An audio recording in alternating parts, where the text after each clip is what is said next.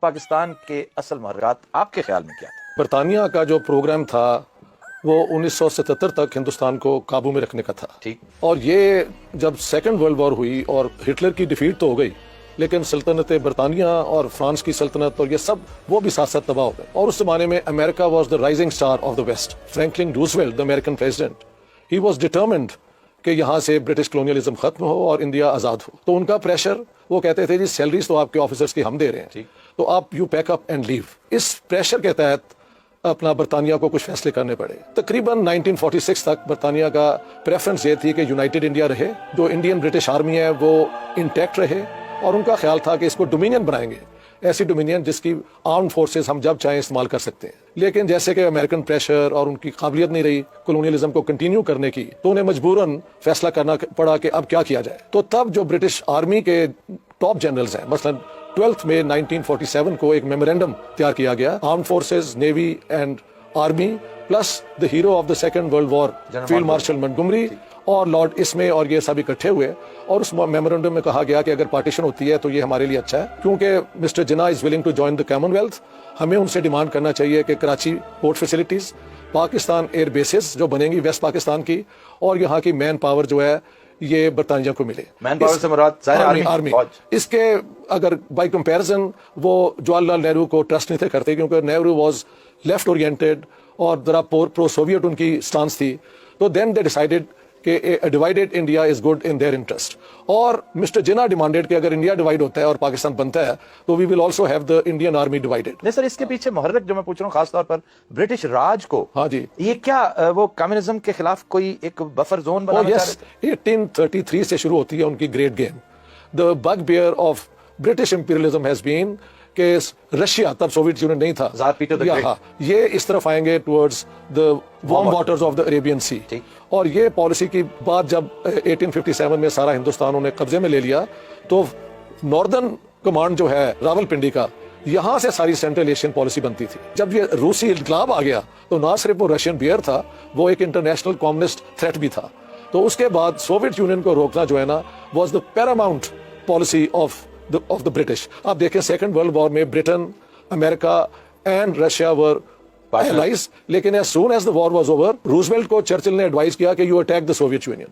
Churchill refused. اس نے کہا they have been our allies, we will not do it. And Roosevelt had a good idea of the Soviet Union, کیونکہ 41 میں جب روس امریکہ آیا ہے تو they were partner with Stalin to fight Hitler. So he didn't have the same idea about Stalin and Roosevelt and the Soviet Union, whereas Churchill and the British always had Russia as threat number 1. So یہاں پہ کیونکہ American pressure آیا and Britain could not hold on to their policy.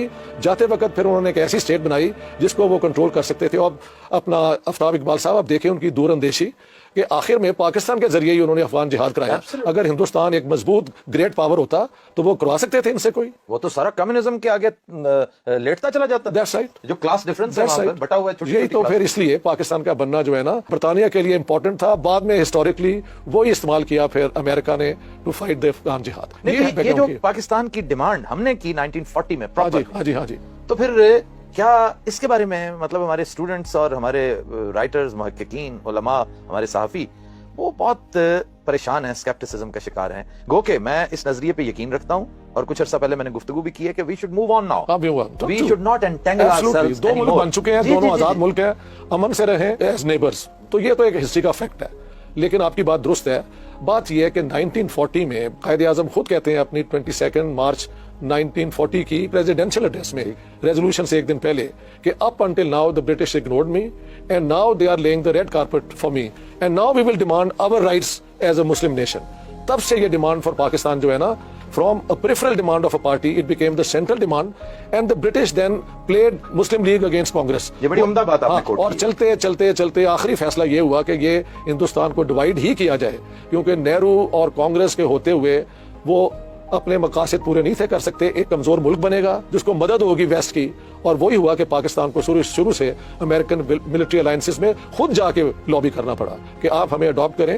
یہ میں نے اپنی Garrison state کتاب میں پورا ایویڈنس دیا ہے جو ہمارے ہسٹورین چھپاتے آئے ہیں. انہوں نے خود جا کے کہا ہے. تو تب جا کے in 1951 the Americans started giving military aid to Pakistan. So that's the whole story, but the plan is British to divide India, to keep the Soviet Union out of South Asia. اگر اچھے statesman हमें मैसर आ जाते, तो अंग्रेज ने तो plate में रख के हमें गोल्डन अपॉर्चुनिटी दी थी, बेशक। हम फ्रंट लाइन स्टेट का हक अदा करते और अपनी हैसियत मनवाते। ठीक है। हम चूंकि बाय नेचर एक करप्ट से लोग थे, ठीक है, एपैथेटिक से लोग थे, हमने उस फायदे को, वो नेमत जो हमें आजादी की शक्ल में मिली, फ्रंट लाइन स्टेट की शक्ल में मिली, हमने उस नेमत को जहमत बना लिया। आप ठीक क्या है। कहते हैं? देखें, जब अमेरिका के साथ 1954-59 में सीटो हमारे सेटो। मिलिट्री अलायंसेस हुए, वो हमारे साथ डायरेक्ट हैं, सीटो सेटो के अलावा। उसके बाद बार बार हमारे लीडरों ने कह दिया कि we are the most allies of the United states in Asia. Bilateral treaty organisation उसको कहते हैं। मगर अमेरिका नेवर रिटर्न कि ये वाकई हमारे हैं। हाँ, दे नेवर डिड इट। और उन्होंने